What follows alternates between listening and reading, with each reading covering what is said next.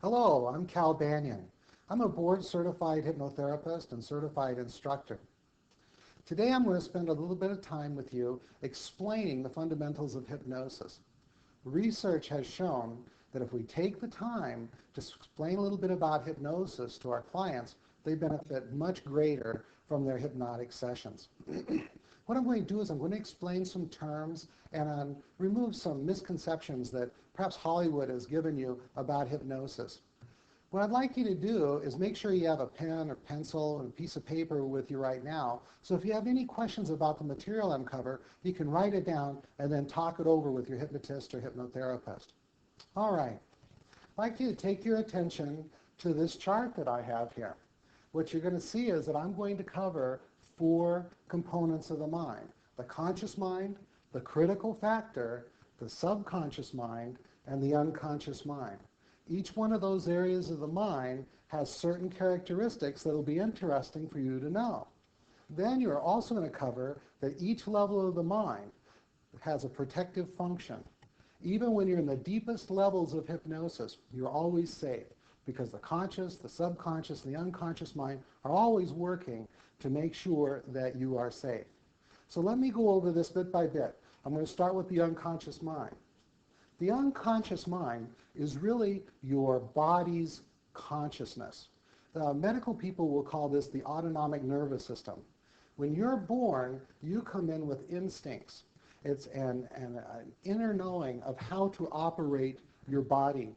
The unconscious mind is responsible for respiration, heartbeat, all the things you don't have to think about. Now, one of the things about the unconscious mind is its ability to change and learn is limited. It can change, it can learn, but in your daily kind of activities, it isn't very good at it. However, Dr. Ivan Pavlov showed that when we pair a stimuli with some other occurrence, that the unconscious mind can actually learn. For example, what he did is he showed that if he gave a stimulus like a bell, gave a dog a morsel of food, the dog would salivate. And after pairing it a number of times, that just hearing the bell ring would cause the dog to salivate. And so that shows that the unconscious mind can learn, because salivation is not under the control of the conscious mind, it's under the control of the subconscious mind. The unconscious mind can learn through that kind of classical conditioning or through self-hypnosis, hypnosis, and hypnotherapy. For example, someone who's suffering from migraines, this is something that's happening at the unconscious level.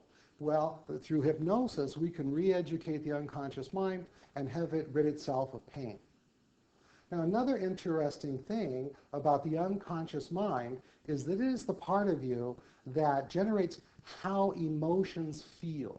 For example, if you feel happy, there's a certain physical sensation that goes with happiness or joy. If you're feeling sad or angry, your body feels a certain way.